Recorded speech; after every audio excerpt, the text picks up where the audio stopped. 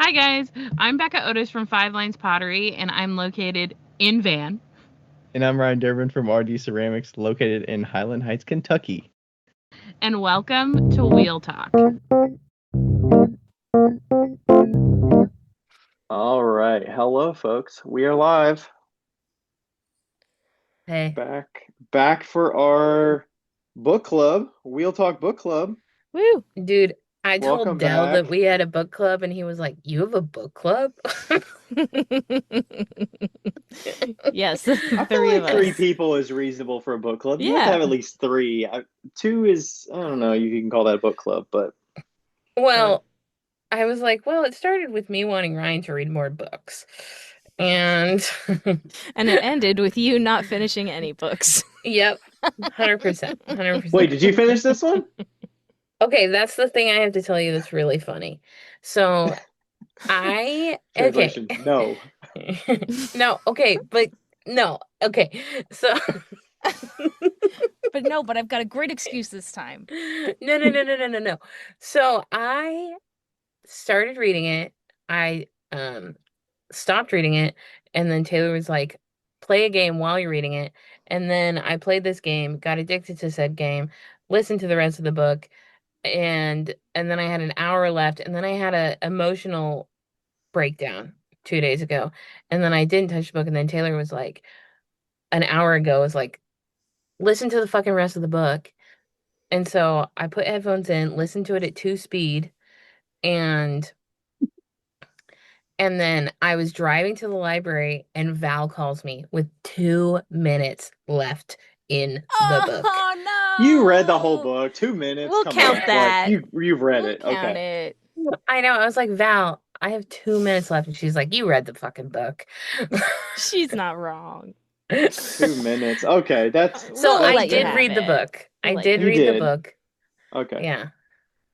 Now, Yeah. if you left like three chapters off at the end and missed the whole Great Pottery Throwdown section, I'd be like, okay, you didn't read the whole book. Yeah, that's why Right. I texted her an hour ago because I've lived with ADHD people my entire life. I am one. I know this. Like, I know it's down to the wire now. So time to get down to it, and that's when Yeah. that's when we are at our best. We're at our finest. I found out very early on while working at Graves Co. Pottery that it didn't actually matter what time I got there, whether it was 9 a.m.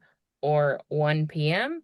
I would get the exact same amount of stuff done and end at 5. Whoa. So Yeah, if you that's got the a superpower. week or 2 months to read the book, you're going to get the book read.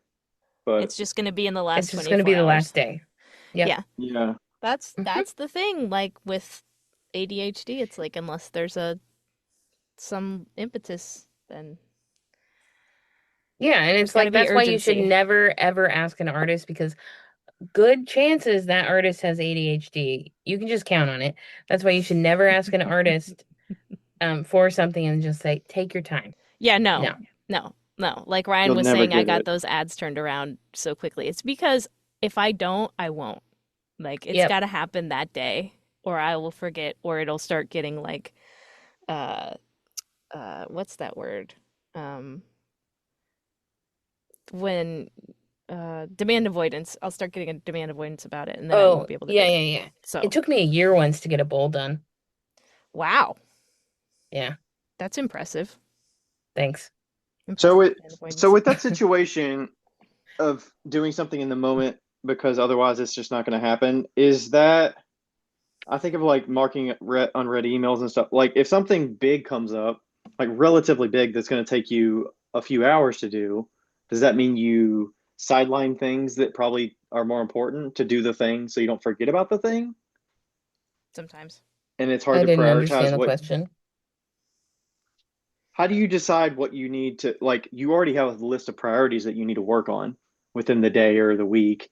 If something comes up 2 days from now, how do you decide that's not as important as these other things that I already had planned?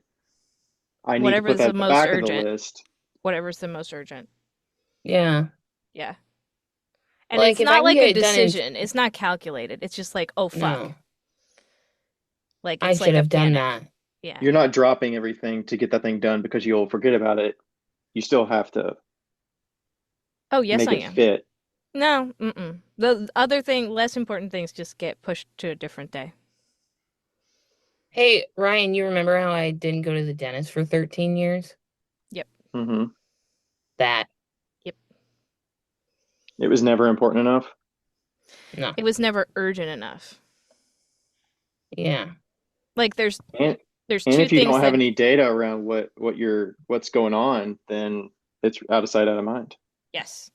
There's like two things that drive the ADHD brain and it's urgency and interest. Mm-hmm. Like for everybody not listening, I did eventually go to the dentist, but Rachel had to book the appointment for me. For everybody not listening, Yeah.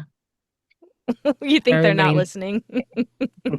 for everybody listening that didn't know, I Oh, apologize. okay. I mixed two sentences together. Yeah, sometimes you need somebody to do that. Like Sophie's been putting off going out to the beehives because it's been so hot, and I was like, we really need to put some supers on, but I'm not gonna do it. But she's like, I know. Like, what do I need to do to help? And she's like, just ride in the car with me over there and just hang out there while I do it. And I was like, easy Yep. enough. So I took a walk. She did the bees. It's done. Sometimes you just need a Done. little like co-working situation. Yep. Yeah. Buddy. Accountability buddy. Yeah. Like Okay. how we used to call each other when we were working, Yes. you know? Or like I called you and told you to finish the book. Yeah. Yeah. You Or know, when I weigh Yeah. the kittens that. every night.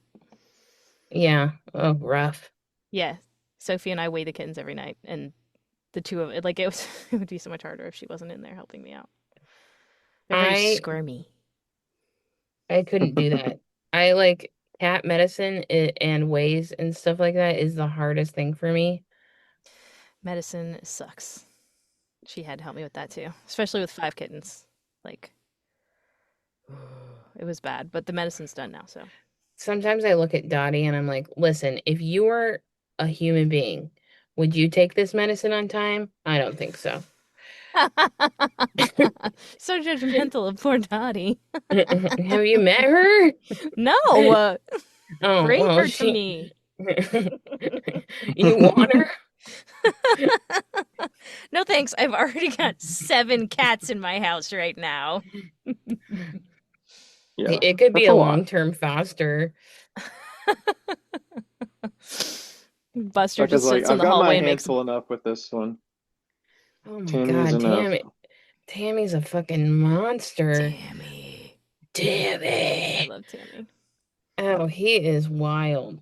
He is so wild. Now Last night we played. imagine 5 of them. I would die. That is in one bedroom. That's just what they do. They run all around. Ugh. They bite each other. One tried to climb up my leg inside my pants today. It was very painful. She made it all the way up to the back of my mid thigh. And I have like Was it Misty? little stripes inside there now from the claws. No, it was Natalie. Oh, No, Misty orange was head. like really excited to see me this morning though. Like she jumped up on the back of the chair and was like, "You're not paying attention to me." Meow, meow. Yeah. She's too cute. Oh my God. Today I got. I know that I probably shouldn't just let this kitten roam free, but I got home today from work and I like get out of my car and all of a sudden I see Tammy just struggle jump out of these fucking bushes. Like a whale breaching from the sea. Yes, yes. And he struggle jumped out of the bushes and then landed in grass that was taller than him and Oh, like is trying to get to me. It's like wading through like seaweed to get to me and I was like, "Oh my God." Tammy. And what's even worse or better, I guess, is that Dottie's like on the other side of the lawn. Like he's not even close to her. Like, So she's just uh, chilling. Dottie's fine. yeah. She had goop in her eye today though, which was a bummer. Uh-oh. Yeah. I'll see it tonight. Anyway, Should we talk about our book? Yeah, we're back for what is it, like the sixth or something like that? 15 minutes into our Fifth or recording. sixth book? I don't know. A lot though. Yeah, so we Let's did. see. Big Are we Magic counting the or L world? E-Myth? Are we counting the E-Myth? I think so. Did I read that? I don't remember it. No, you Oh, I didn't. don't okay. think so. Oh, okay. Well, then it doesn't Actually, count. Ryan just read it, and I had read it like way earlier, and then we talked about it, and that's when we decided we should do a book club. Ah, see that Um, doesn't count. I don't count. okay. So Okay, the so not E-Myth E-Myth. doesn't count. So Big then Magic. Big Magic, Profit First, uh, Art and Fear, and this one. So 4. Wasn't there? There was another one Oh, before. There's another one before Profit First. Steal Like an Artist. Yes. So 5. Yeah. Which one was the one with that guy? We looked up his website and he looked so weird. That was Profit. Was Mike? Profit First? Mike McAllowitz? I Okay, just but remember laughing at his website. I don't remember that being about him specifically. his website was a winner, though. It really was. It was like he had different looks for every book that were totally different. Yeah. Yeah, And that he was like great. made fun of himself on his website. Yeah. And you hated him. He was annoying. Yeah, Yeah. I think you hit all the books. Big Magic, Steal Like an Artist, Art and Fear, Profit First. Yep. And Oh, now, go ahead. For our next one, Dell suggested The Art of War. The Art of War? Maybe The War of Art? It's not about war, it's about art. Is that a Stephen Pressfield book or something? I feel like I've I heard of don't this. fucking know. I don't want to The take Art of War recommendations is a on 5th live. century military treatise by Sun Tzu. Not that. I think it's The War of Art is what it is. Okay. I was like, I'm not reading that. I don't think that has to do with pottery. I think we should take, I don't know, maybe there's been recommendations, but I think we should take a little assessment of what options are out there and then decide.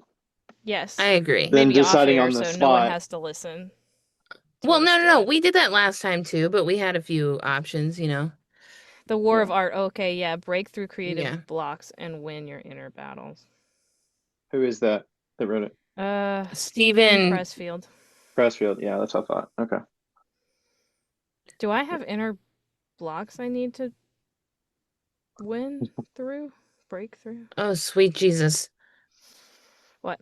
Oh, I started watching Oh no, he has a really weird nose. Oh, then we can't read his book.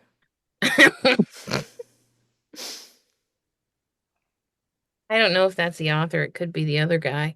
The author's an older guy with a. I think he's okay. he's That's bald. just He's the guy. bald and. Yeah, he's fine. He looks like a golfer. Yeah, I think he writes a lot of like art related books and business. I want you to know that like I judge people really quickly in order for them to break that judgment. But also there was a golf course on the video. Oh, well, there you go. I mean, he looks like he'd be a golfer, yeah, but This is not I don't think this is a book we want to read unless we just want to shit on it, because I am reading on Betterment Book Club on Reddit, and it's like, I'm a creative person and I'm struggling to force myself through it. It's possible that it's the narration, but the author comes across to me as such a prick. Maybe he's being hyperbolic or trying to be funny and it's just not landing, but the whole honor your creative calling will cure everything wrong with you from depression to dandruff. Oh, It's just giving God. me serious snake oil tent revival vibes. Does it get better? And then someone replies, nope, that is the book. If resistance and messiah complex writing grates on you now, it's only downhill. Well, it's a good thing Dell doesn't listen to the podcast. So what did we read this time though? Oh yeah, we read Boy in a China Shop by Boy in a China Shop from Keith Brymer Jones. Keith Brymer Jones. Keith Brymer Jones. Our favorite. For people that don't potter. know, yeah, that Great Pottery Throwdown. He's the really emotional one. the emotional gentleman, He's so Judge. nice. He's such a sweetheart. I love You can him. just tell. Yes, I love him. I love him. Did all of you all do the audiobook? Yes. Yes, Okay. because you suggested it. I Did think you read the Taylor might have paperback suggested version, for. Ryan? I did the audiobook. Mm. Oh, I'm Are not you reading kidding me? anything physical if I can help it. Ryan doesn't know how to read. At least he knows how to make pots. Yeah, Yeah, he's got something going for him. can make Well, and pop. I mean, Keith Brymer Jones doesn't really know how to read very well either because he's dyslexic. I was really Hmm. surprised. Like, he did Oh yeah, that's true. incredibly reading that book. He was talking about how hard it is for him to read, and I was like, I don't see it. Like, he's doing a great job. Hmm.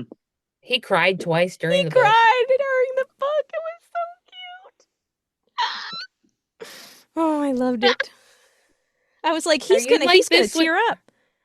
Are you like this with old people too? No, I just Okay. think that he's darling. I have a soft spot for like men who are not afraid to be emotional.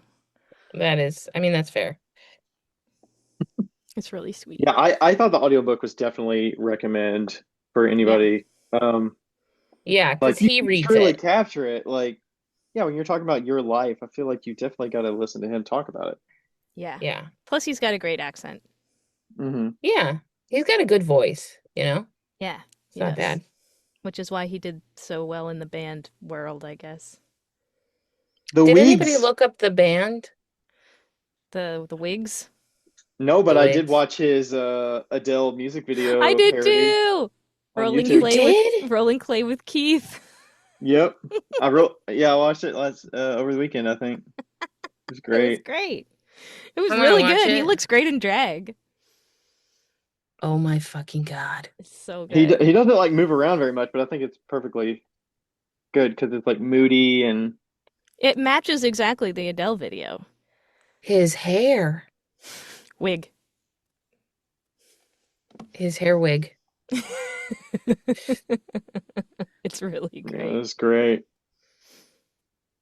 His Okay, eyelashes. I know. so And so all of his like mugs. Hilarious. Yes. so starting off, like I'm trying to remember where we kind of. I mean, overall, it sounds like everybody liked it, right? Yeah. Do you all typically listen to a lot of memoirs I or do. have? That's Okay. my favorite genre besides like fantasy and sci-fi. That's maybe my least favorite genre. Yeah, Yeah, sorry. I don't know that I generally like it, but did this one differ with it being a Potter than the other memoirs that you like listening to, Taylor? Or Oh, it was just a very similar situation to the different memoirs that I've listened to. You okay. know, I just love hearing people talk about their own lives and telling their story and hearing where they came from and what they thought about it. I Hmm. just love that. I've listened to memoirs of psychopaths and dominatrices and porn stars and random regular people. I just love memoirs. Maybe I should listen to porn star memoirs. I've got recommendations if you want one. Cool. That sounds more exciting than like other ones. The I think, dominatrix one was really good too. oh, I bet. And you started reading the one about the psycho, wasn't psychopath? Was it psychopath? Right. I didn't Sociopath. finish it. Sociopath. Oh, it I gets didn't good at finish the it. end because she figures out her life and how to live in society without sneaking into people's houses and taking their stuff. Oh my I just, gosh. I think that I just don't have a lot of patience to live someone's life with them. That's so interesting. To me, it's the most fascinating thing. Huh. Did you feel like the pacing of Keith's was fast enough or slow or It was a little slow. I didn't really care about his band career that much. Yeah. Like, I was there for the pottery, so, like, it was like, oh, wow, we were in a band and then we didn't make it. Like, yeah, we did it for this okay. amount of time? I mean, I thought it was He, kind of interesting hearing the day in the life situation where he's kind of like, mm, hey, started at 4 a.m. and went through all this and maybe went to a performance or I loved so that like, section. yeah, that kind of filled into, hey, this is how much I'm actively working and repeating for however long. Yeah, he was doing hard work in that apprenticeship. Hmm. Yeah, I will say that one thing I was not a fan of in this book is how he never like he like almost glorifies working that hard Hmm. to the detriment of what I assume was his family because he didn't mention that he got divorced. Yeah, but he'd say my now ex-wife. Yeah. Like, yeah, well, you spent literally all day at the pottery, so Yeah. I Wait, mean, when So did he get divorced? I didn't see. it wasn't in he I, the I didn't book. he wasn't in the book. well, like when was it in his path? I thought I maybe don't know. she got pregnant with the child like early in the career, and then they not actually married. I don't know. Well, he Yeah, it's kind of definitely left said my out. now ex-wife, but now I'm gonna look it Yeah. up. Yeah, me too. Yeah, because he talks about Marge and stuff, which is his current Yes, his wife. current wife, yes. Who But yeah, after you don't really figure out when. I think that's when he moves out to the country is with his current wife. Is that right? I don't oh, I wish I could remember. Oh my God, he fucking married an actress. Okay. You have You're Sorry. something talking about against actresses? Like you're talking about No, the I don't. photographers? new I definitely don't. I definitely do not. photographers. I was just like, I just kind of wanted Marge to be like a nobody because he's a somebody. Does that make sense? Well, not all actors are somebody. I mean, It I was one clearly for a long says, time. What are you saying? She's active or she used to be an actress? Like, I don't think they're necessarily like. She's known for things I've never heard of, well, we're not English, so, or British. or British. That's what I meant. She really Welsh. I think hasn't he's acted Wales, since right? 2013, Oh, okay. according to We're good then. her IMDb, and she's been in like not that many Yeah, I things. feel like there's a like somebody that is an actress and somebody that's like a superstar actress. Like, Yeah, we're not Well, talking okay, A-list or to be fair, B-list. the very first thing that pops up is Keith Brymer Jones, Sweet Family Life with Famous Wife. So Okay. they gotta have those that's headlines to where grab you to listen to read that's it. Yes. where the that's where the reaction came from. I don't know, I think it's really fun when somebody that's famous marries somebody that's not, Well, they didn't you know. meet like on a set or something. Remember at the True beginning, like that. he was talking about how Yeah, I he don't just even saw think her he. and was like, "You look great." Yeah, I Yeah, don't even think that he is got true. famous until probably the last like 10 years, right? Yeah. Like Yeah, I 2014, guess that's true 2015. too.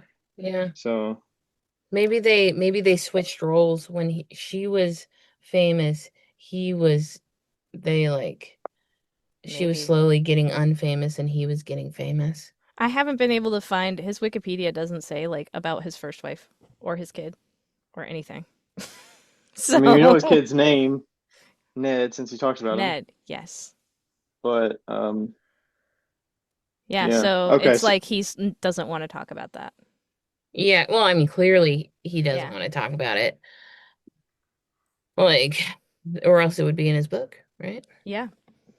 Well, I I mean, he think put a lot of stuff in his book that would have been hard to talk about, you know? like So, seeing his child born by a C-section, that was interesting.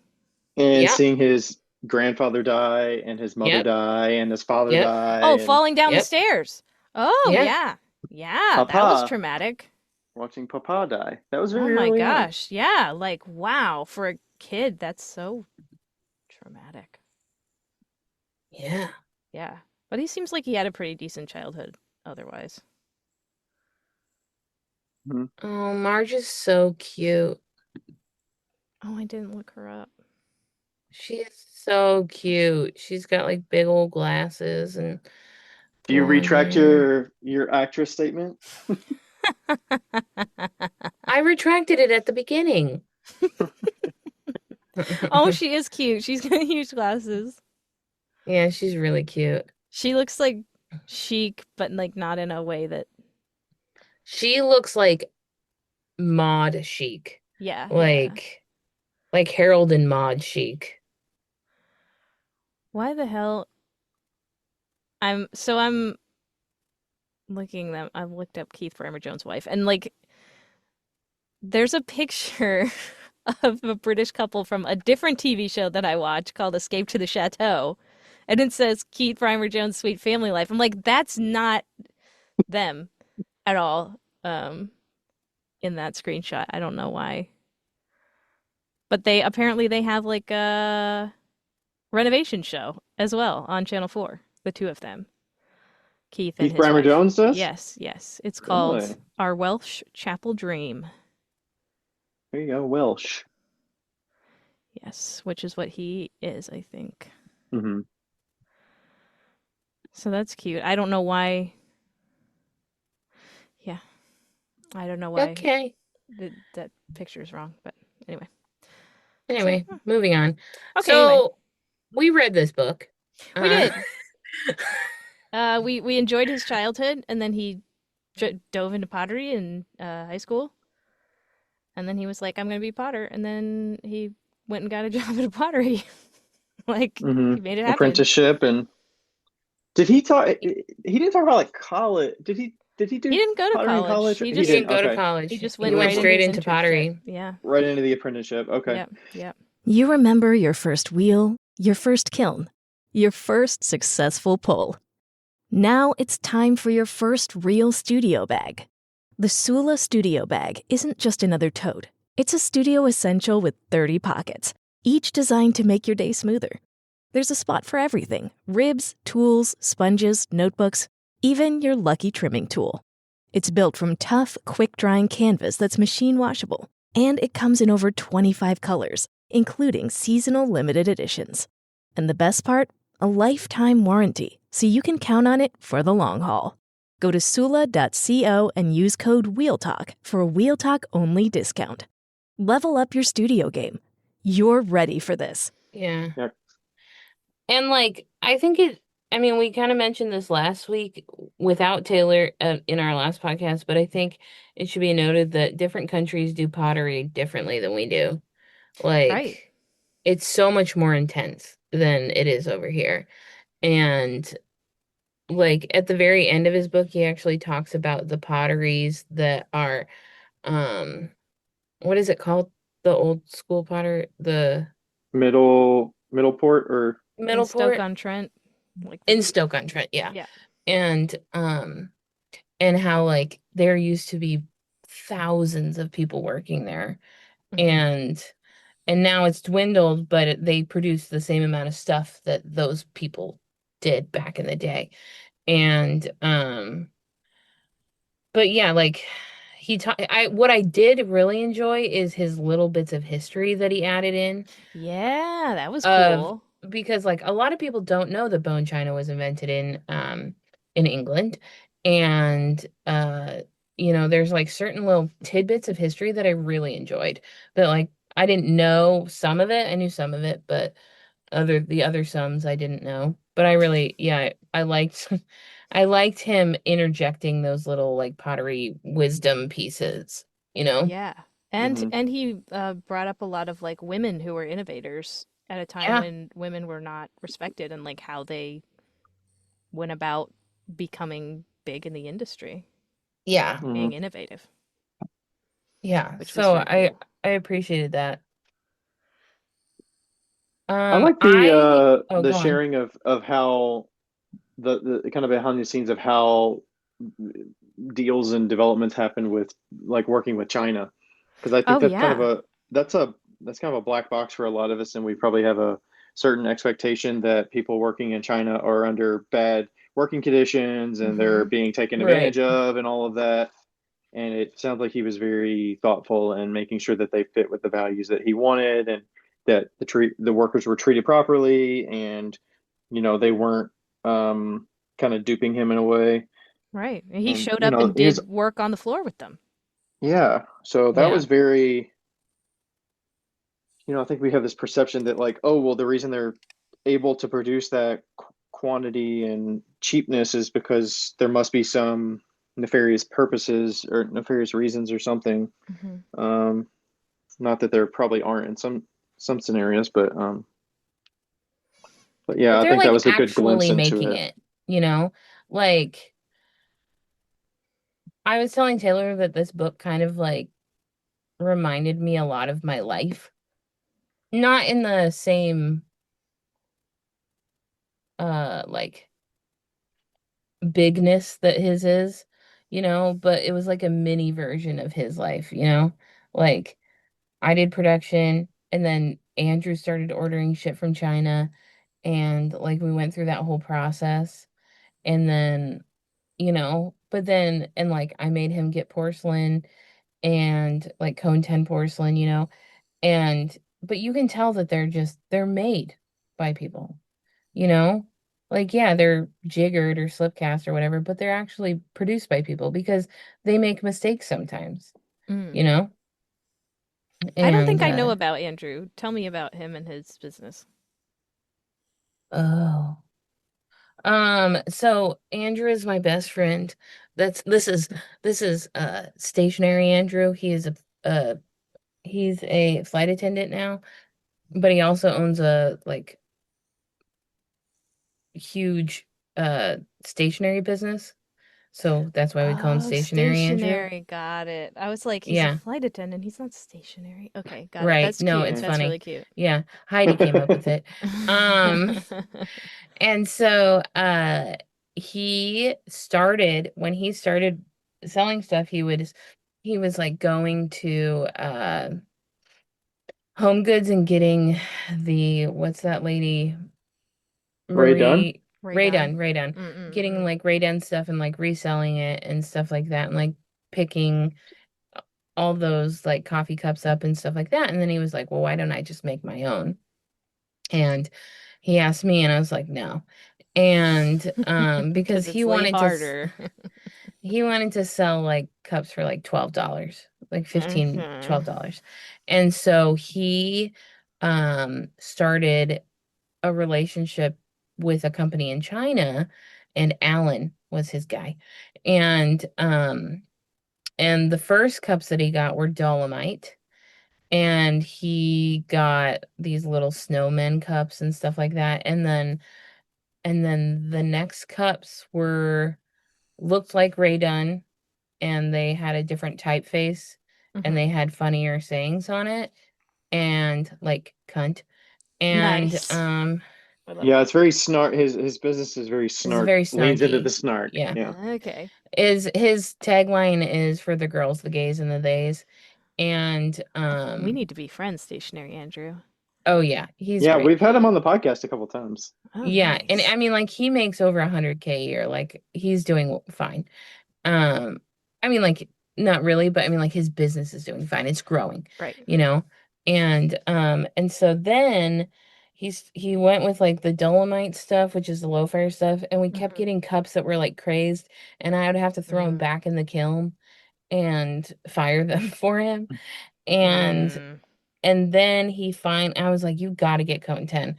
And so he finally got cone 10. And I remember getting the first mugs and I was like, Andrew, these are better than my mugs. Oh no. Like, I mean, but yay. it was like cool, like Yeah. this is like a quality product. Hmm. And so then he got all these mugs and I'm pretty sure most of them are still sitting in his dad's garage. He would get them by Um, like the thousands. Oh. thousands. He would Like get pallets of them. Oh my gosh. the first like tariff cost was like 8 grand. Oh my God. Like I paid it. What? He paid me back. But Oh, okay. but yeah, so anyway, while I was doing my production and just teaching in the front of my studio, Andrew took the middle room and he turned that into his shipping studio. And finally, he got to a point where they were sending him mugs that were pre-boxed, like they were already boxed, and it had like labels on it. And I did Wow. 4 mugs for him: the Believer series, the Yeti, the Mermaid, the Unicorn, and the UFOs. And my favorite ever thing that ever happened that kind of like goes into the whole China, like it's human beings making these things, Mhm. is there was a local lady that did a like Jesus series and um and God, what did it say? It said like Satan on it or something, didn't it? No, it didn't say Satan on it. It said like I'm a believer or trust in God, and then on the other side it had the Slytherin logo. What? Mm. And I fucking died. I was like, this is so funny because, Satan is a snake and Slytherin is a snake. And what's even funnier is that Andrew sent these mugs to people because he didn't look at the back. Oh And my God. he sent these mugs to like Christian ladies, and he had no clue Oh my what God. was really funny about it because he didn't grow up religious. So he was like, I don't understand like why this is so bad. Oh my And gosh. and I had to explain it to him. I kept like 3 of those mugs forever. Oh, That's they were Mm. amazing. so good. But yeah, anyway, and so he had this whole, and now he gets keychains, bags. He gets a lot of stuff from China, and it kind of changes your perspective on dealing with China because yeah, they are humans and they go to work just like we do. They're just, Hmm. maybe they work a little harder, obviously, and longer and for less pay potentially. But Well, they have to, he said they were happy with the pay, but I don't know what that means, you know. Or they said they yeah, were happy with the exactly. pay because he was paying the bills. Yeah. I But thought But it was yeah, really interesting that they talked. Was he the one who talked about like the haggling culture and saving face in China? yeah, they will not do a deal with somebody being embarrassed. Right. And so, okay, I actually have a client in China and I have come up against this firsthand because they are always asking me for discounts. No party is meant to lose face. And so I realized that what I need to do is give them like a little tiny discount, then they feel good and I still get like what is a fair wage for uh, me, you know? Hmm. okay. Yeah, Like I yeah, let them negotiate down on my first job and now that's the going forward rate, but it's still a very good rate. So I'm quite happy to work with them, It's but kind of like like you never pay the price that is the like sticker yeah. listed. Right. price. Yeah. Never pay the sticker price. Yeah, Yeah, yeah. And I'm that norm with American clients, I'm not like that. I'm like, you guys, if you want me, you pay what I'm take or worth. leave it. Yeah. Yeah. But Right. the culture is different there business wise. Well, Taylor, we're leaving it, okay? Screw you. Okay, No. you can't take those ads that I sent you. You can't have those I'm now. kidding. I just got you Oh, 20 more hey, dollars. God. I mean, it's kind of Buster's here. the Hi. it is Hi. kind of a little bit of a balance of, he did talk about the China stuff and getting the products and like, yeah, you're supporting that, but it's like, where do you draw the line of I'm meeting a demand versus I'm adding like extra stuff that To the doesn't necessarily universe because they like it mess doesn't up. have like it doesn't necessarily have extra soul to the pieces that are out there. Right. It loses Right. its soul a little bit piece by piece because it's so mass produced. Yeah. Right. Yeah, and But it does make me wonder why he chose. Did he, I forget, did he say why he chose China as opposed to a mass-produced place in England? Because it was way cheaper. Way cheaper. Yeah. Yeah. he did talk And about they were going to India for a Oh line of yes. yeah, work I later remember in the that. book. And part of the reason that it was a lot cheaper in China was not because of the labor, but because they had their own clay mine there. Right. Yeah, Yeah, So they yeah, didn't yeah. have to pay for raw materials. Buster, to be what? shipped in. Why are you Super high yelling? quality clay. Yeah. Yeah. Probably like the Yeah. Becca Andrew situation, the clay is better, so it's like, the consistency is just Yeah. there. Yeah. It's Yeah. great. And it's supposed to be really amazing clay, like better than I anything mean, they have it looks there. fantastic. Yeah. Like, and I think we broke one and it was just like, wow, you know. Um, Hmm. oh, also I forgot to tell you that I did the samples for him for his last line too. Oh, cool. Like I threw the samples and then we shipped it to them, I think. Right, I and they can't copied it. remember. And they copied it. Yeah. So, I mean, like they're not exactly like that, but they're similar. Hmm. you know? Like he was like, Mhm. I want her type of like handle, and so yeah, they copied that stuff. So, but That's yeah, so cool. I had no idea that you had experience with that. I mean, I have a little bit experience, not a ton. Andrew has most Did of it. He's did he ever he's done actually most. go to the factories? No, I don't think he did, and he's been in like those areas, but I don't know if he's been in China to its factories. Okay. What about the section where he's talking about the apprenticeship? Was there things that stuck with you? I mean, obviously, kind of old school Potter um, atmosphere, very do what you're told. You know, you got a job here to do, and that's what And you're your job expected. is to load the pug mill. Load the pug mill, make Yep. Unload the tea. pug mill. Brick up the kiln. Yeah, Yeah, a lot like of he really, they made him start with the grunt work, which he could do because he was, what, 19? So Right. mhm. he had the body for it at the time. I love how he talks about how grumpy they are and like Yes. but also how giving they were. Like, They gave him a fucking car. Like, Yeah. yeah, they gave him a car. And then when it And got when eaten by he lions, they fixed it. That story that was was wild. so funny. Oh my I God. I was like, what the fuck? Like, so wait, what was the lion? I kind of remember that, It was but a what? safari park, right? Right. yeah, Okay. and didn't he get out of the line I don't remember. I don't know, but they all came toward the car and tried to like attack and it. pummeled the car? Yeah, jumped over the top. Just yeah. Very Like scary. ruined the car, and then he came back and they just like took it to the shop next door and got it fixed. But, gave him shit about it forever. Right, Hmm. obviously. You gotta. You But like gotta. the horse's head hanging in the studio thing, not cool. I That feel like was that. ugh. Oh, I remember the dude doing the horse's head thing. Was the horse head just habitually hanging in the studio? I remember there was a dude that was annoying as fuck that was Yeah. always doing Well, no, it stupid was just shit. yeah, that was just one of the pranks. And they dosed him with psilocybin Oh yeah, mushrooms that was not without okay. knowing it. That was not cool. Absolutely not. Do not drug your friends or No. your employees. What the fuck? Yeah. It Yeah. What the just goes hell? to show you it was a different time.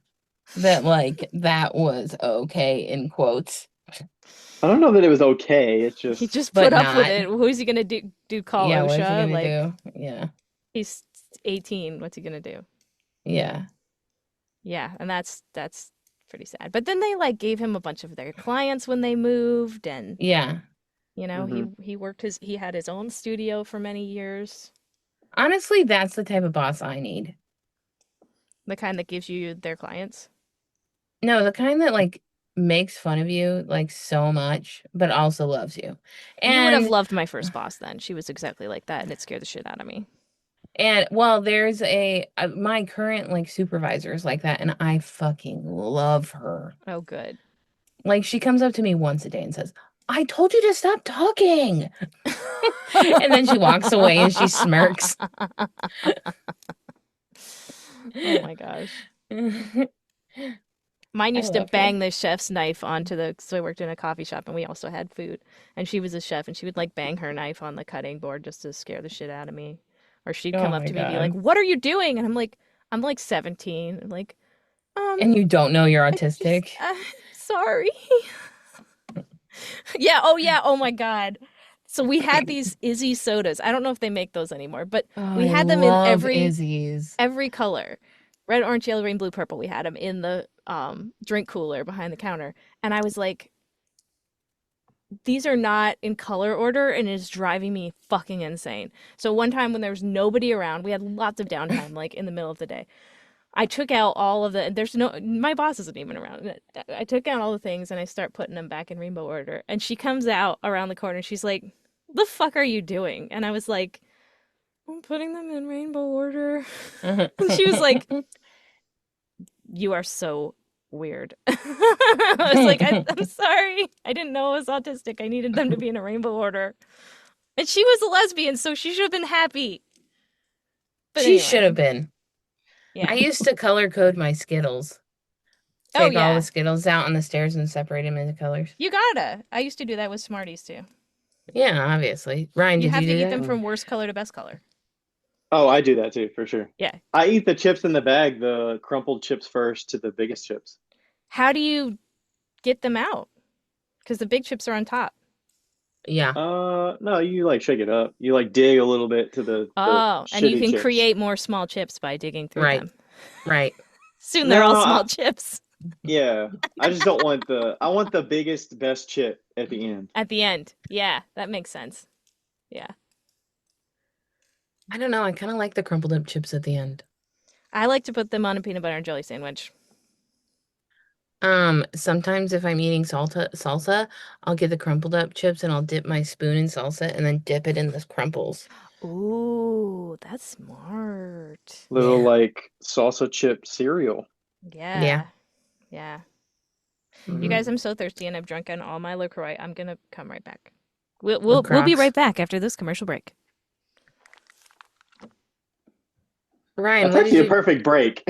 That was a perfect break. Insert What? ad back there. Yeah. What did you do this week? Did you do anything fun? Or what are you making? Did we talk about that? I'm making sponge holders, Okay. so I'm cutting them. Um, yeah, I'm kind of getting restocked on some things because I got Okay, a lot of shows I've coming up. returned. 7 shows in Oh 10 yeah. weeks. I'm at Fuck that week shit. I'm at week 2. What's happening? Becca was asking what I've been doing this week. Oh, While you were on a commercial break. Also, um,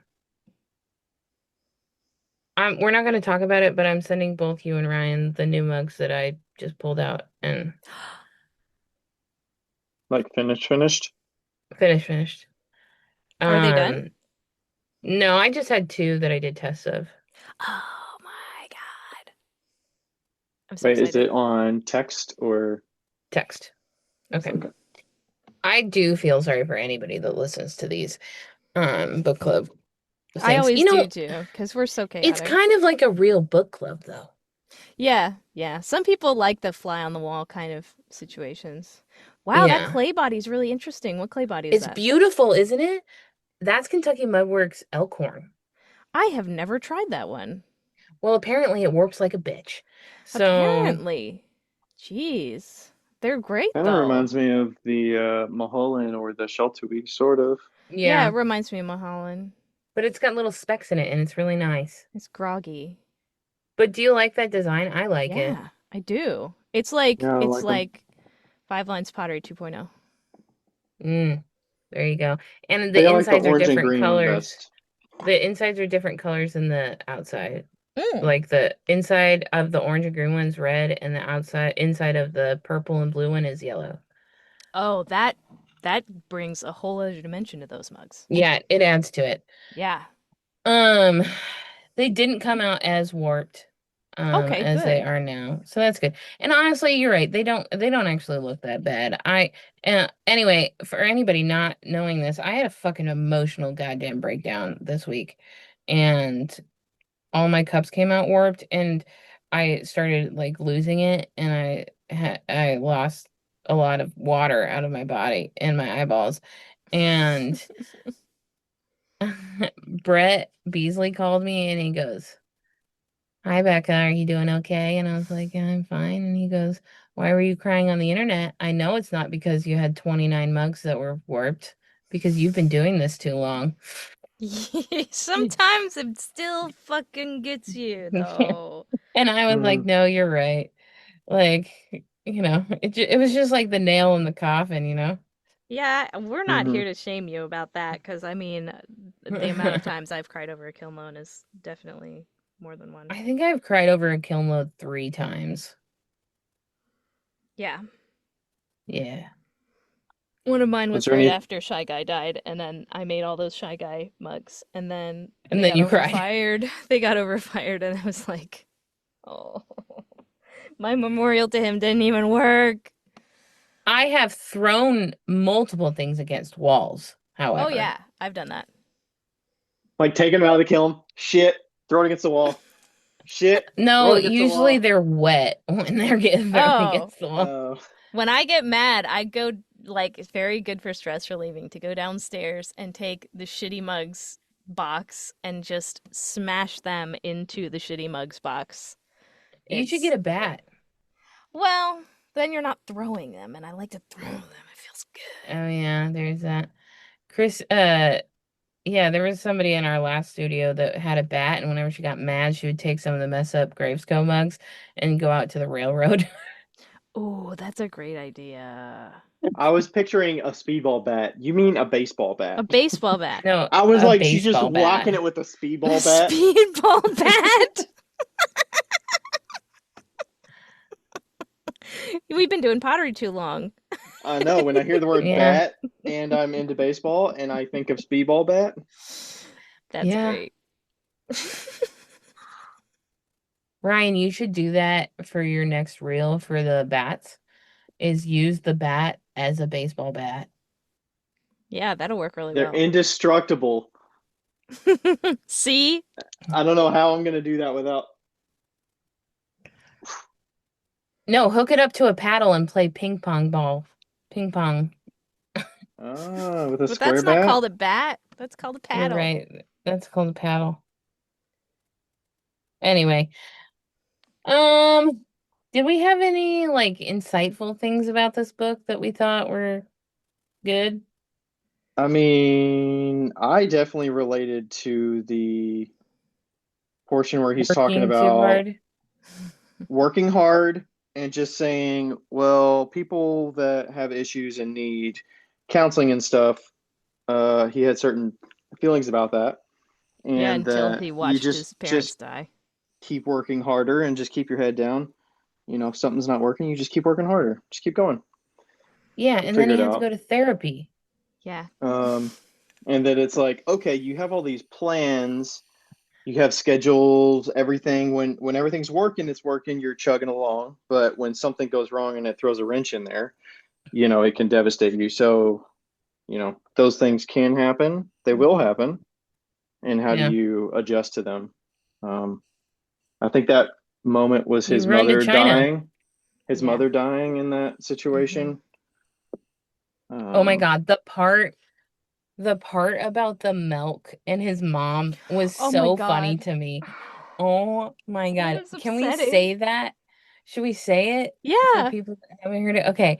So so somebody calls him and says, "Hey, your mom died."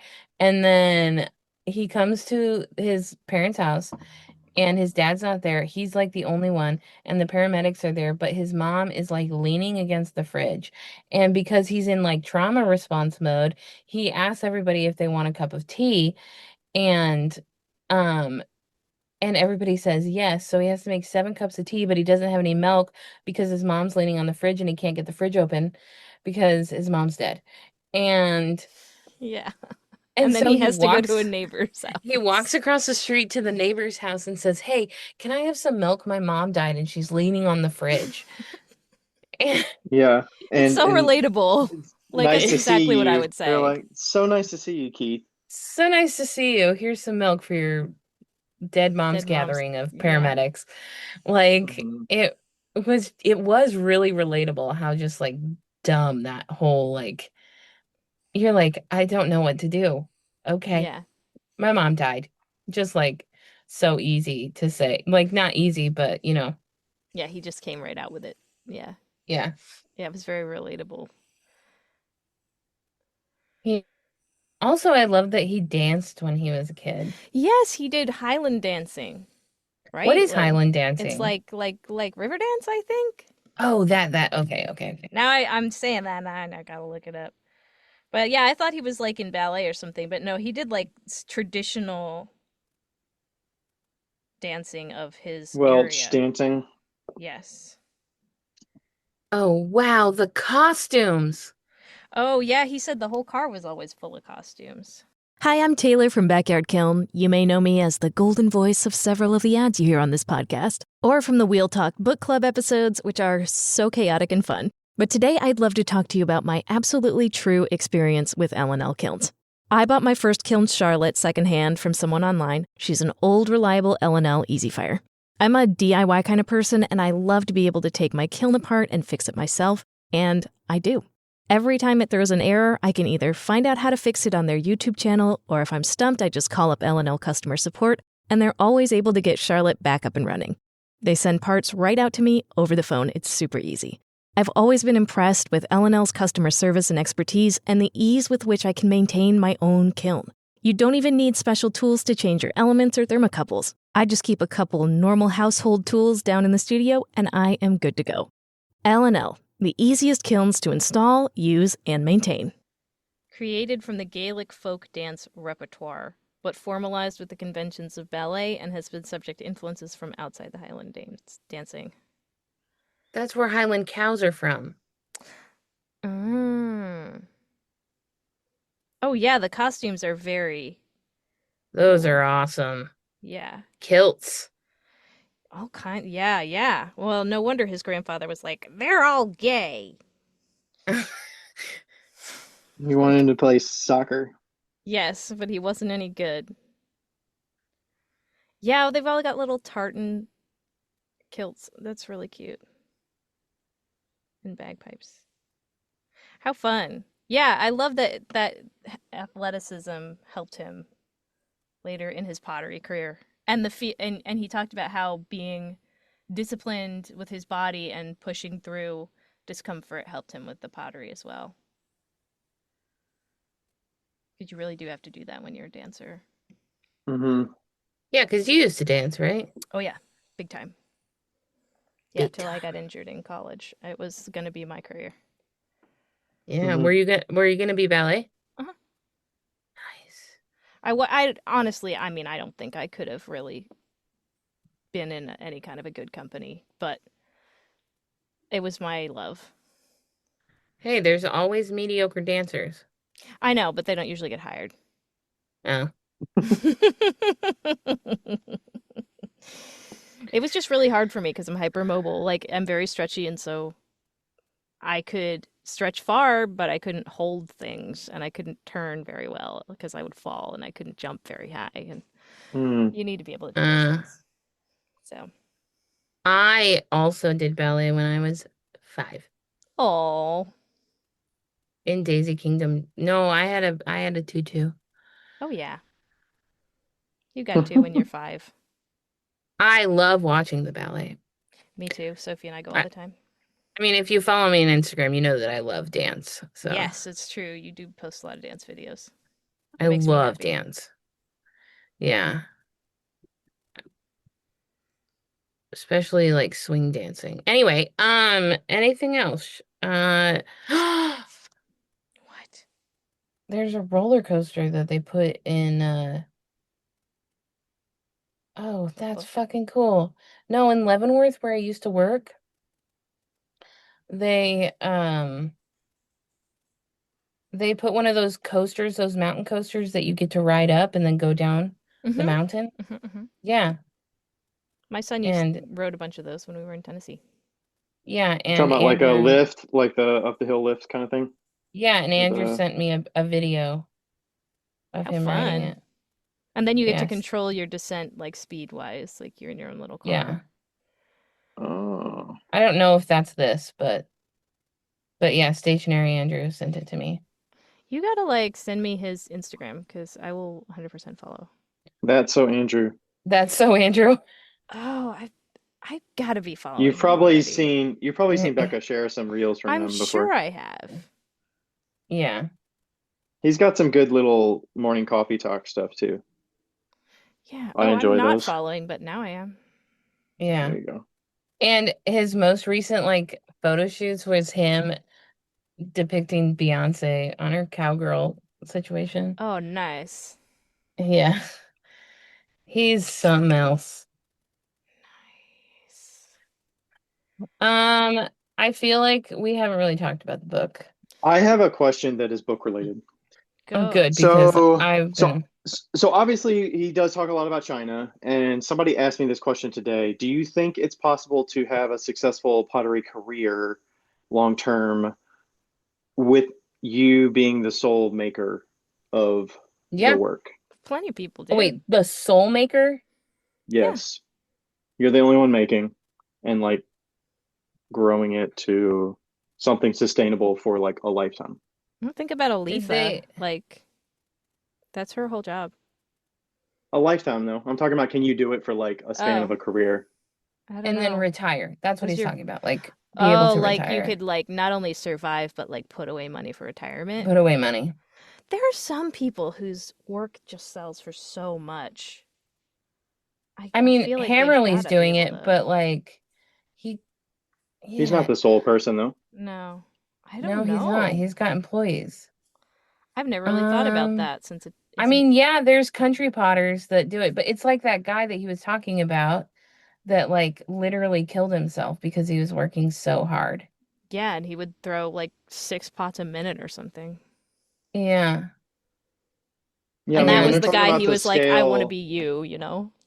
yeah, when he's talking about they made like 3,000 pots a week or something, I'm like, wow. That seems Um, exhausting. how is that sustainable, and how do you get out from under that? Because I mean, we kind of talked about it a little bit last week with like there's different appreciation for the work. So, when people expect a certain dollar figure for a mug and you can't sell it for $100 in England, like Right. how do you get how do you make enough to live on and save money and not hurt your body for decades? well, okay. I think it all comes down to how much you can live off of. Because like Preston told me Mm. Preston told me that if you I'm gonna do the math really quick, but if you sell was it 5 mugs a day for $12 each? That's like $50,000 a year. So I Yeah, think but you five don't times get all of 12. that because then you've got taxes and you've got expenses. You've got to pay for your No, living. it's not. It's not that. Maybe it's 12 mugs. I But don't I know. mean, yeah, you can scale those numbers and be like, all right, here's what you need to make, but can you consistently do that for and keep up with inflation and do that every single Right. day for, but you said 52 days, like 52 days a year, is that what you said? Or For 52 weeks a year. Okay, so if you wanted $50,000, you would have to sell 10 mugs for $14 a day. And that doesn't count any expenses. No expenses. So you're not even making like half of that to live on. Yeah. Maybe. I mean, once you have everything, expenses aren't that much, But but taxes are. taxes are though. Taxes are a Yeah. lot. and how do you get the pieces to them?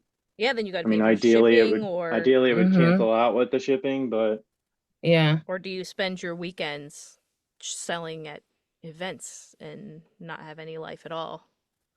Right. Like, can you be on the retirement life instead of the work till you die life by making pottery by yourself? I don't think you can. I couldn't, but I'm sure there's somebody out there who could. People are very, very smart, and business people are extremely smart with yeah, I think things it's like probably that. an anomaly. It's a rarity. I was Yeah. kind of thinking of a few people here and there, like maybe a Katie Marks or something. When there's so much demand, or like a Florian Gatsby, he could Yeah, he could Yeah. outsource. He still makes every single pot, as far as I know. He yeah. could keep going that way and decide how much he wants to But make. I feel like that's not something that's relatable enough to say that it can happen. I get it. I'm saying they're the anomaly, they're Yeah. the rarity. Yeah. Yeah. But for the everyday person, the average person, could they make a lifetime I don't think they career could. making the items by themselves? I mean, I The suspect they'd probably have to figure out, how do you re reset your hands with like surgery or whatever to make right. it. The Or you most start slip normal, casting. yeah. Yeah, like Heidi. The most normal person I know, well, Heidi's gonna do it.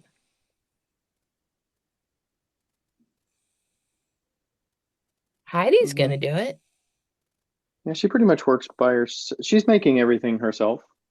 Her She and has Bobby. she has assistants, Bobby, as far as I know, Bobby. just the one, and then maybe one of her parents or something helps with some of the shipping or something like that at some Her time, I dad think. makes the glazes. Yeah.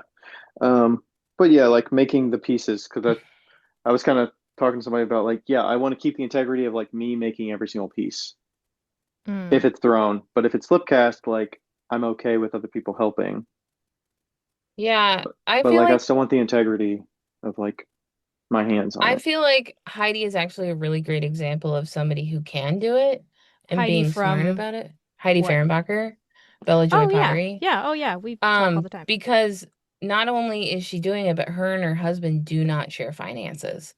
Mm. So, like, now had like,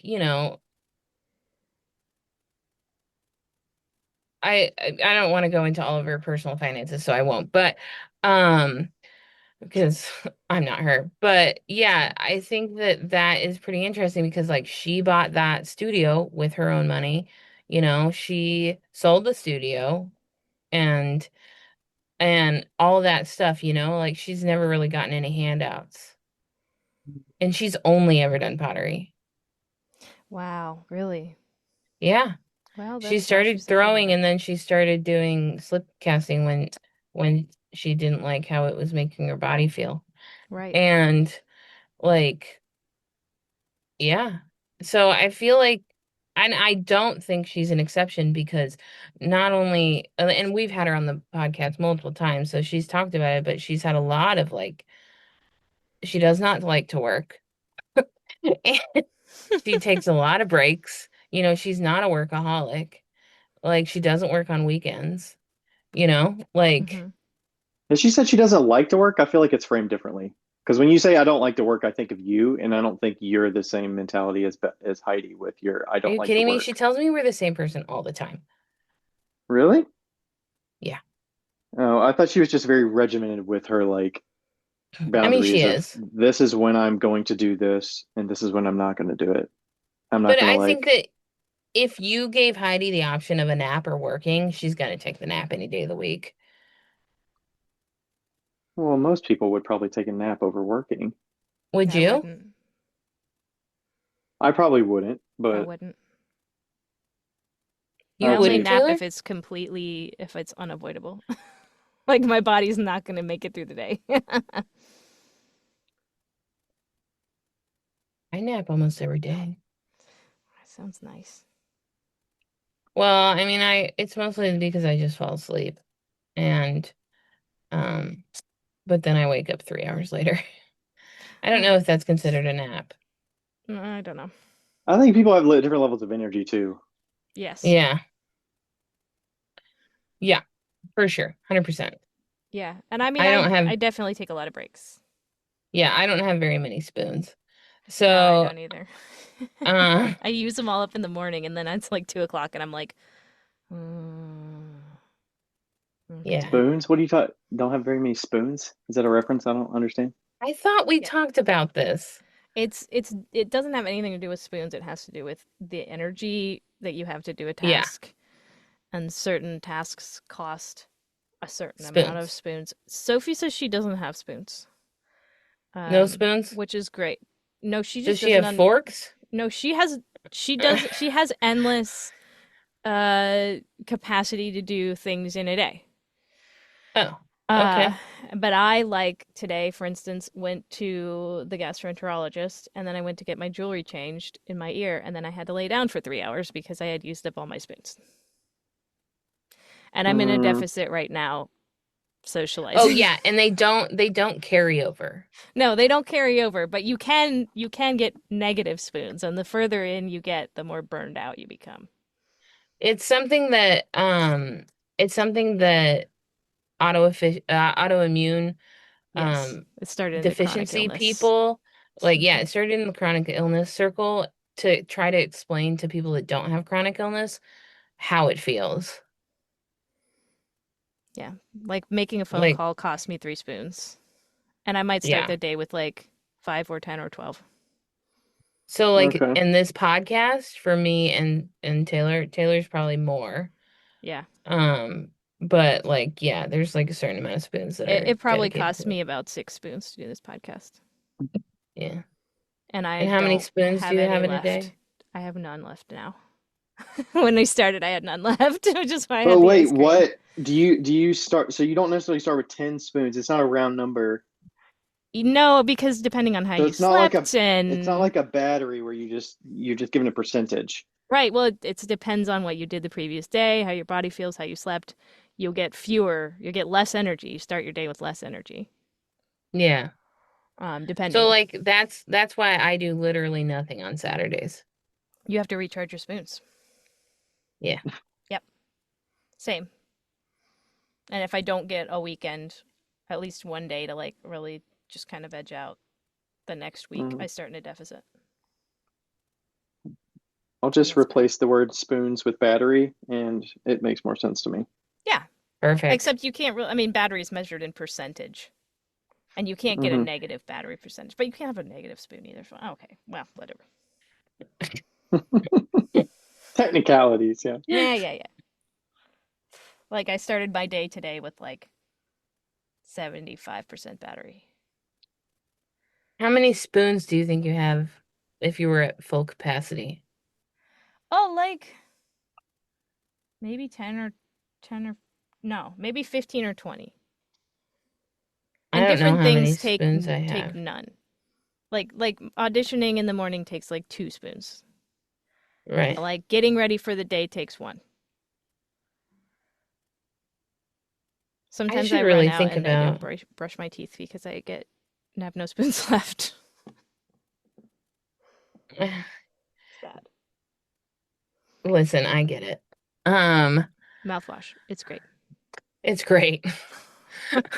For emergencies only. Yeah, anyway, what about back to the book? The part about Great Pot of Your Throwdown, was there anything I've actually never oh watched yeah. more than like 3 episodes of it, so I don't really have that much attachment to the show or Oh, I do. knowledge about it. I've watched But it twice through. But not the new ones because they haven't fucking licensed them in the US. I think somebody said you can find them on Tubi. Oh, well, I'm gonna do that then because I haven't watched since like series 4. So so wait, how many are there? 5 seasons? there's like 6 now, I think. 7 or Yeah. 6, yeah, 6 or They keep 7. making them and not releasing them here. Yeah. It's very upsetting. Okay. But I think it's such a charming, wonderful show. Yeah, Like it's it really so is. positive, even more than Bake Off. Like when Yeah, I've you're seen watching parts Mhm. of Bake Great British Off, Bake Off. I kind of understand that yeah. aspect of it. But like when you're watching Bake Off, there's like this intimidation factor of like Paul Oh no, Hollywood I'm gonna fail. Yeah. and like how everyone's afraid of Paul and his like star power and his handshakes and all that shit. But they don't have any of that stuff in Pottery Throw. Yeah, because Keith cries whenever somebody messes up Or and like whenever wants somebody them to makes something really succeed. good, he Yeah. cries. And so like it's all just Very like empathetic, yeah. people rooting people. And Yes. like there's like they have time frames, right? So sometimes, they're starting to run out. And if people get their stuff into the wet room before other people, they'll like help the other people out. Yeah, they come help the people they're competing against. It's Yeah. so wholesome. Hmm. So Yeah. wholesome. I love it. I love it. I love it. The toilet episode was amazing. I That's one of my favorite episodes. I think I I actually don't did see think that I've seen that episode. one. Oh They're no, like I saw the sink episode. they're like you're going to That hand was build a the toilet. This is your final project. Here's some really groggy clay. Yeah. And it has to I I actually think work and Keith has to sit on it and it won't break. Tandoori clay, I think is what it was. Yeah, Yes. that's what he said it was. Um, Amazing. I know somebody in the fourth season, Really? or I used to know them, like I was acquaintances with them. That's so Yeah, cool. the girl that was always talking about her boyfriend. I don't think I remember that. I think she was like the only Asian in the show. Huh. It's Um, been too long since I've she's watched this show. so lovely. She was so lovely. Where did you meet? And on TikTok. Oh my gosh. Yeah, That's so fun. yeah, it was really fun. And what's really funny about it is that we were on TikTok at the same time, and I didn't know that they were filming the show, and it was during the lockout, like during COVID. Uh-huh. And I got this random message from her, and she was like, "Hey, if you were gonna do this, what would you do?" was Oh, you like, actually helped her a little bit on Throwdown. yeah. And I was like, well, I'd probably do this. And so, yeah. Oh, awesome. Yeah, it was Wow. like a hand building thing. Um, so I guess they kind of like knew the projects like before, maybe. Yeah, I'm sure they have to plan. Yeah. Yeah, he kind of made it sound like they had a certain time frame of doing things, and They do on Bake Off too. Yeah. So, yeah, it makes yeah, sense. it doesn't make sense that they would like go right into it and like, all right, you got to figure out a recipe for making something with these ingredients for Yeah. get going. Yeah. Yeah, they actually have to turn in on Bake Off. They have to turn in their whole everything that they would make for the whole season. Oh my Um, gosh, really? yeah. Beforehand, that's how they get those sketches. And the ingredients. Wow. Oh, Yep. So that they okay. have the They've ingredients. got like everything planned out way beforehand. Yep. Dang, that's pretty sweet. Literally. Yes, it is. So I wonder if they have to do that on Throwdown Do they too. have a lot of sketches on there? I don't know if they do, but I mean the sketches can be done in post-production. It's not like it's live. Yeah, that's true. But I don't know if they it's been like 3 years since I've watched this show because they never fucking put out any more of them. Let me look on Mm-hmm. HBO. They might be on HBO and it can give you my login. I I feel like have they were on Max HBO, at some and point. that's where like the first 3 seasons, 4 seasons live, and then they just didn't buy them Uh, anymore, and I don't know why. Hmm. Okay. Yeah, I don't I know. like, and I also liked the part where he was very humbled by being invited to talk in Australia at Oh the conference yeah. because he was so, I mean, from his childhood, he was very self-conscious and self-doubting.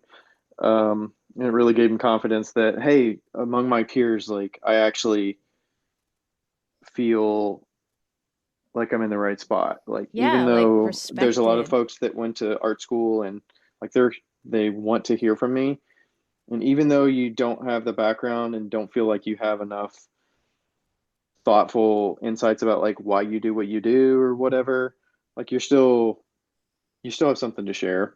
Mm-hmm. And yeah, I really like that portion because it he always shared about, you know, growing up never having, some of it was like being bullied and the, yeah. you know, not doing enough, or Not you being know into his, sports, yeah. not having approval from his male parents and grandparents, Mm-hmm. Hmm. being an Maybe you could artsy change small your child. VPN.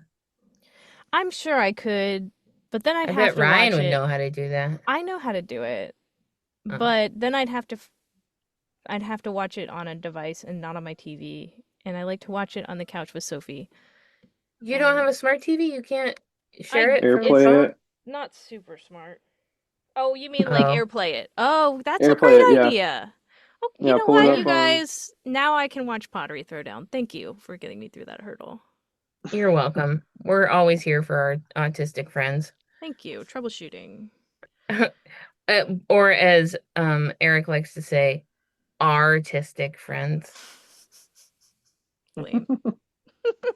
He goes, "You mispronounced it. It's artistic." Mm-hmm. I like that. As an autistic person, I say no. That's Eric Beale, right? Eric Beale. Yeah, he's a Send funny letters one. to.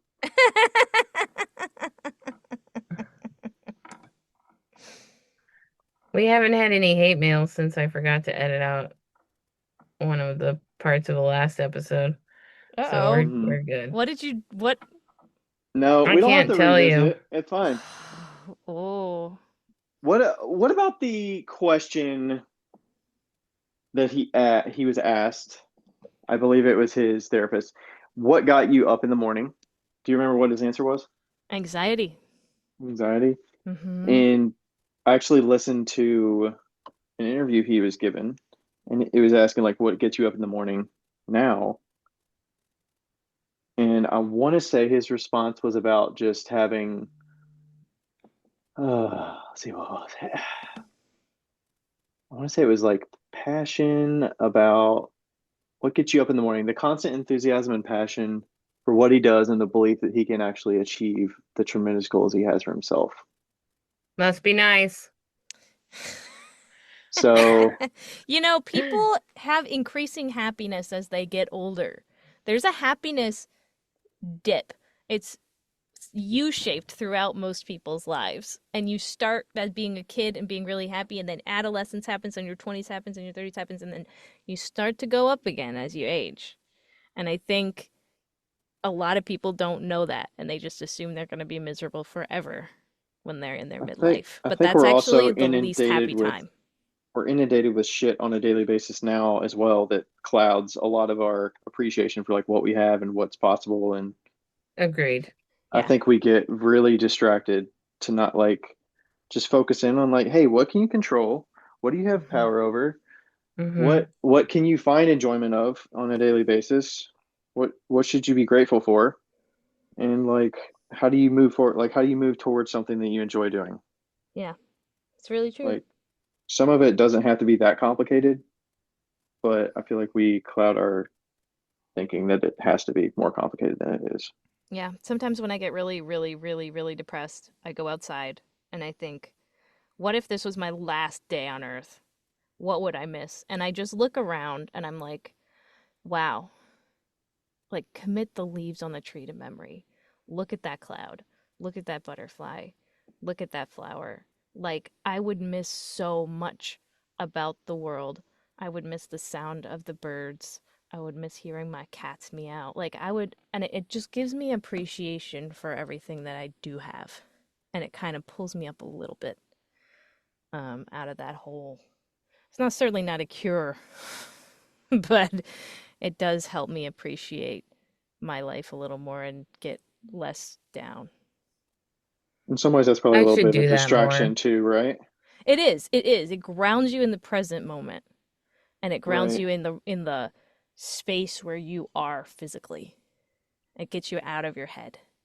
And Hmm. yeah, feel free to steal that, all you folks who are depressed, because it helps me. Ugh. Your mileage may vary. Member FDIC, equal housing lender.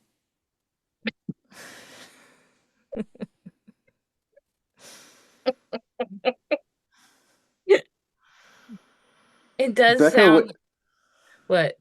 when you were in the thick of the pottery business in Monroe, for instance, did you feel that constant anxiety every day, like he's talking about, or was it more latent?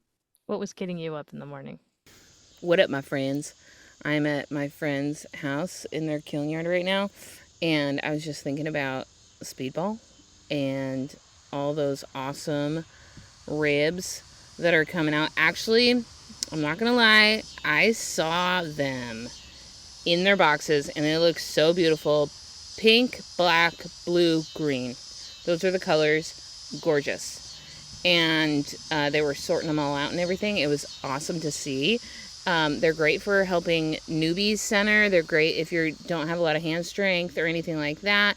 They're called boss ribs, and they are going to be like exclusively sold at Clay King in late September, early October sometime. So keep an eye out. We'll try to mention it if we can. But yeah, they're gonna be freaking rad, and it's just another product that Speedball is giving us that is accessible. Love that. All right, SPWDBALL Speedball art.com. I wasn't getting up in the morning. What was getting you up in the afternoon? What was getting me up in the morning? What was getting me up in the morning is that I had a business and I had to open the doors. But I feel like now, would I say that I feel as stressed and or as anxious as I am now? No. Or maybe I just could manage it better back then, or maybe I just wasn't aware of it. Mm. Like I think that Kind of like the what he was talking thing, about. He's anxious, but he doesn't know what to do about it. Like the therapy helped him yeah, make like peace with and some of that. yeah, it's just kind of like one of those things where you're just like, well, I have to do this thing and I have to do this thing. I don't really have time to think about me. Mm-hmm. Your body's anxious. Like my body hurts so bad that I could barely move. Mm-hmm. But um but I didn't know what was wrong until I left Seattle. So, or And what did you actually discover? that I was clinically depressed. Did you have to talk with somebody about it and like figure it out from getting a different perspective, or was it just like, hey, I'm out of that space, so my mind is free to actually take a retroactive look at it from a distance? Well, when I was in when COVID hit, that's when I kind of like really realized it. Because I was sitting, I had like was housing a friend who had driven down to Utah to be with her brother for the like COVID-ness and with her whole family, and so I was house sitting for them, and I was sitting in her driveway, and I just like I had just got finished binge watching Fringe, the TV show, Mm-hmm. and I was like I wasn't like getting up to eat. I wasn't doing anything. And I was sitting in her driveway and I was like, "Oh my fucking God. I hate it here." Like I hate it here. And by here I mean just like The state what of your life situation at I that was in. point. Yeah. And I was like, I'm only doing this because I owe money to people and need to make money. Like, that's it. And and that was the night that I texted Rebecca and was like, "Do you need a production potter?"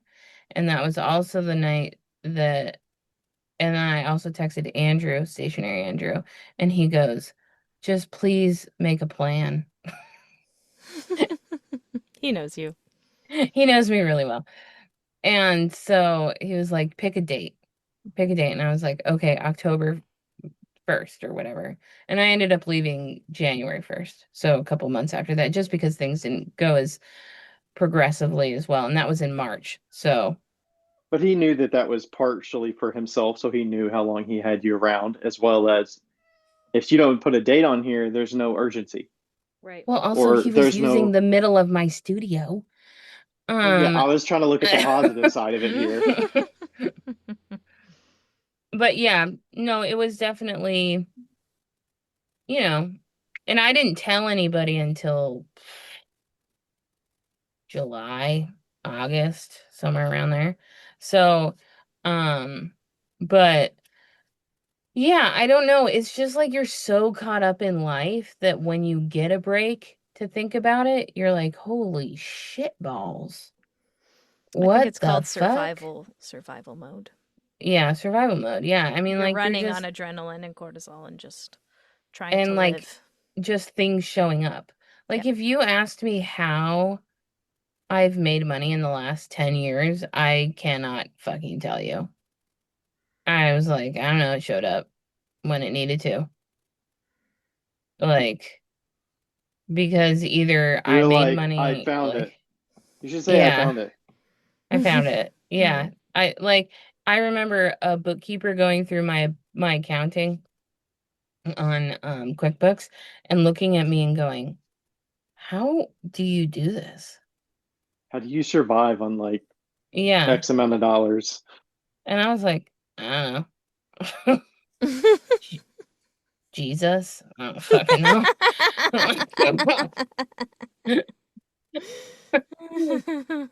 And cash. Like, yeah.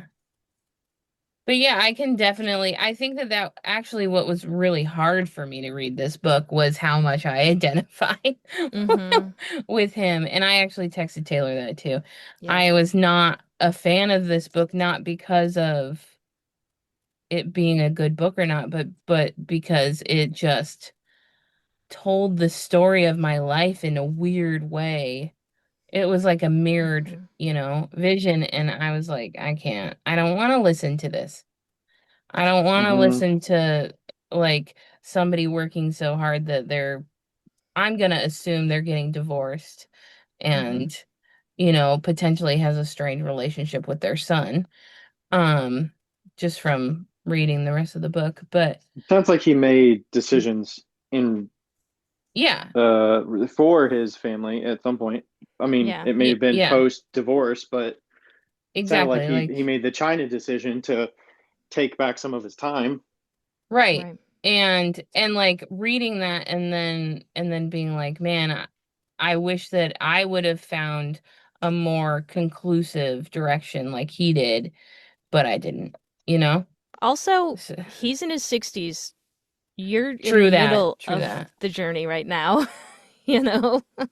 That's a good point. He has had a couple decades on you. Yeah, I think I had that experience too of a memoir I recently read, which is called Dinner for Vampires, and it was about one of the stars of One Tree Hill and how she was taken into a cult, and a Christian cult, and she ended up with this man taking like all of her money. She made millions of dollars on One Tree Hill, and she had almost nothing left when she left the cult. And like she talked about how uh the different things that they would do in their meetings and how insular it was and the different things that he would say and how he'd twist things to sound good and how she was conditioned from being a teenager in this oh, she cult. was in it that long ago. Yeah, well, she was a teen when she was on One Tree Hill. Oh, so it was like Mm, during One Tree Hill time. Yes. It wasn't like, oh, I did One Tree Hill, No, made a it bunch of was money, and then later during in my One Tree life. Hill. Yeah. Oh, okay. wow. And he kept wanting her to like leave and come back to live on their compound. And eventually just siphoned off all her money for different projects that he tried to do and abandoned. Hmm. Um, and married her to his son, and they got access to her money that way. And it was just like so bad. And just reading it was so triggering for me because I also was in a very kind of culty church, very insular, very male dominated, very traditional, very Don't ask close questions kind of thing. knit. Yeah, it was like very traditional roles. The women were Yeah. supposed to get married young and have a bunch of babies. Hmm. And it was just, yeah, not great.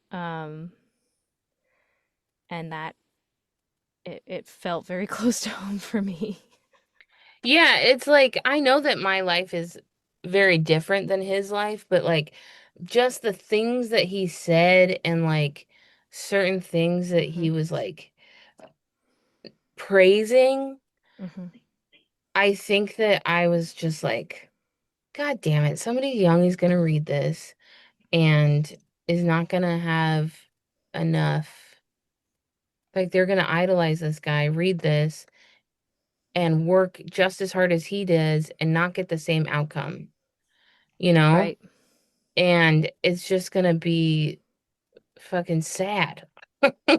Like, and because and I say that because I feel like I've been fucking sad, you know? Mm. And it's not like and I have a certain amount of notoriety because I have worked so hard. But at the same time that doesn't leave you any less lonely, you Right. know, in your quest to achieve something. Hmm. So, yeah. Yeah, all the But you success do in the have to world work doesn't hard give to you a achieve happy life. something, right? You He's do, not and saying that's like you have to do it's the same like thing you that I have did. to. Right. You have to find the balance.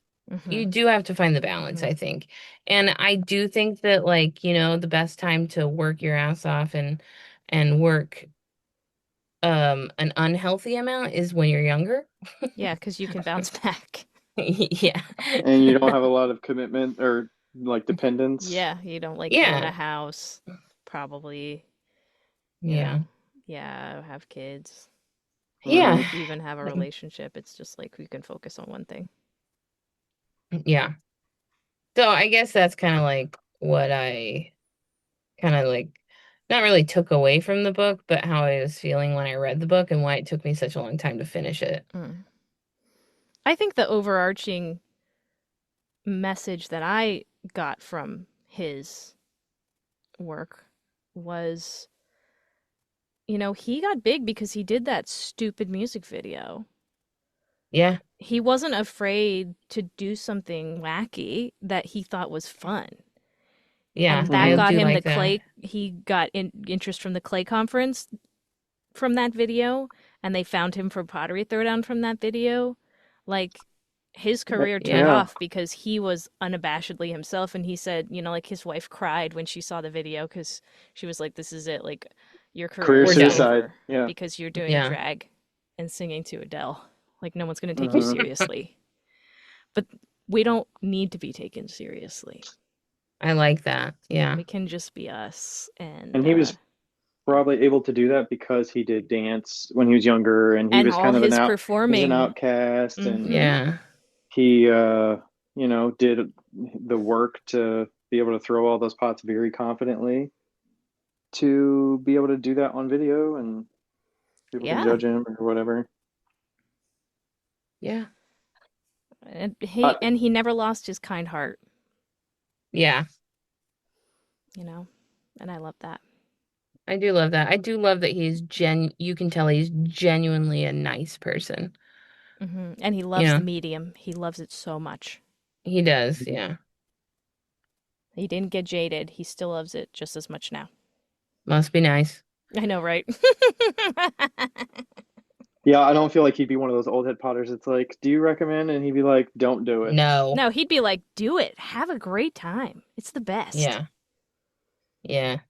Yeah, it's like the beginning. I mean, he's all into the talking about the making of the pots and the process of wedging the clay or the throwing a bowl or whatever. Yeah. Keith is it Bryman? Brymer. Brymer. Keith Brymer Jones is the poster child for toxic positivity. Shut up. I I'm don't kidding. think I'm he's toxically totally kidding. positive. I'm totally kidding. One cannot have any fun or enjoy I'm life. I'm I'll let you absolutely tell. kidding. I'll let you tell him that in person on the podcast. Oh, is he coming? What did his agent say? They did respond, actually. They Did did they? What respond did to they us. say? Yeah. It says, well, I wrote, can I'll you read actually see it. the email I wrote, Becca? But I'll read it. you Admin, read, Keith Brymer. you're going to read what I wrote. I'll read what I wrote, and then you can read the response. Oh, great. Okay. I This is said, theater. hello, invitation to join Wheel Talk Podcast. Hello, Keith. We're Ryan and Becca, co-hosts of the Wheel Talk Podcast, where we share conversations with ceramic artists, makers, and small business owners in the clay community. Our listeners love hearing the behind-the-scenes stories of working with clay, and we often dive into both the creative and business side of ceramics. We're planning on an upcoming book club episode discussing your memoir, Boy in a China Shop, and we'd be thrilled to follow up by inviting you on as a guest. We'd love to chat with you about your journey in clay, the stories behind your book, and the lessons you've learned carried throughout your career. Our podcast reaches a wide community of potters, educators, and enthusiasts, and we know our listeners would be excited to hear directly from you. Recording is done virtually. We're happy to work around your schedule to make it easy. Thanks for consideration. We'd be honored to have you. And what did they say?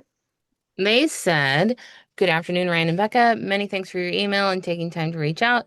I will be sure to pass your email along to Keith. Please note that due to an increasing volume of emails, unfortunately, it is not always possible for Keith to respond to each email.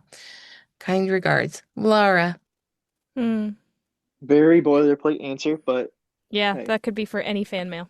there's hope. I don't know. Well, please have me back on so I can You fangirl. all, Yeah, you all can. Ryan Durbin, toxic should- positivity. Y'all should tag him when this episode comes out and tell Yes. him that you want us to have him on. Hey, Yeah, What that'd would be I fun. even Wilder- say? Oh my God. wilder shit has happened. I mean, I don't think this is crazy. You know. You can't know unless you ask. Yeah, Yep. exactly. For sure. I mean, I got into Starbucks when I was like a young pup. You can't. You You got can't. into Starbucks? Yeah, she Yeah. got into a Starbucks. It was open that day. Yeah, and no. it What? got No, a my special- first big order was from Starbucks. Oh shit. I didn't know that. That's awesome. And then I dropped off the face of the planet and then had to climb back up again. Oh, It's okay. Countering It was a- Ryan it was a- as toxically positive. Becca, the toxically Toxically negative. negative. Pessimist, yes. and then there's We me gotta shitting on balance it everyone. Then there's Taylor, equal opportunist. Yes. Toxically neutral. Okay, but a funny story. It would be funny for Taylor and me to be on a podcast with Keith. Can you imagine? Oh my God. I would be so anxious that I'd fucking freeze up. I wouldn't know We what might to have do. to have Sophie in the room holding your Like, hand just hold the my whole hand. time. I'm listening to Keith Brymer Jones speak to me. But I mean, I listened to him talk to me for 6 hours on his book, and I don't think that he's scary. He seems like a very kind person. He seems pretty nice. Yeah. Yeah. No, I mean, if he wasn't, Great Pottery Throwdown fame, like I don't know that, like, Yeah, he'd We just would- be another cool Potter. yeah. And He'd I just mean, be one of those- also, is he like, it makes you wonder if he's like super famous or pottery famous. Oh, he's pottery famous. I was Yeah. gonna say people think we're famous when we go to Enciko, like, Yeah.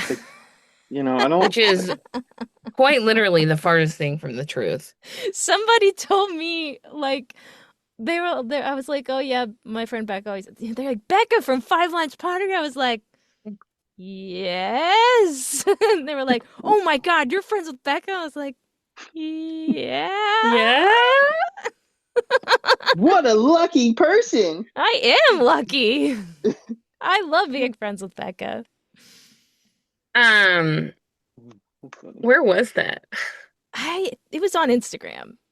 Oh, okay. It was on Instagram. Some younger Potter, I think, Oh. was fangirling Did I tell about the it. story of being at the show a few weeks ago and there was somebody that walked up and introduced themselves as the lowercase p Potter? Yeah. Is that a thing? That's a reference that we made in an episode of Wheel Talk Oh, with one of our interviewees, and we were talking about it, and Becca established the lowercase p, uppercase p Potter. So that she makes enjoyed getting to meet me and talk about listening to podcasts and all that good stuff. sense. I'm definitely Hey, lowercase. I'm gonna. I don't know if we're done. Are we done? I'm gonna move over to my phone. Yeah, I think we're done. Yeah. I don't okay. have anything else to say. Would you have anything else to say, Ryan? Nope. We will decide on our next book, which will probably be later in the year, at the end of the year, maybe Q4 Yeah. situation. This is about September by the time this is going to be out. So Somebody's cat wanted to say bye. It's Buster. Hi, Buster. Hey, Buster. He We keeps will coming in every few announce- minutes and checking to see if I'm done. I don't know what he wants. we'll announce what book Um, that is at some point in the coming weeks after this is released, probably. Yeah. I have something to say at the very end. Okay. The library will be closing in 20 minutes. That was what you were going to say? Yeah. That's our cue, I guess. Ugh. It's always Yeah. so fun to get on here and talk to you all. Seriously. Yeah. Well, Thank thank you you. for I having hope me.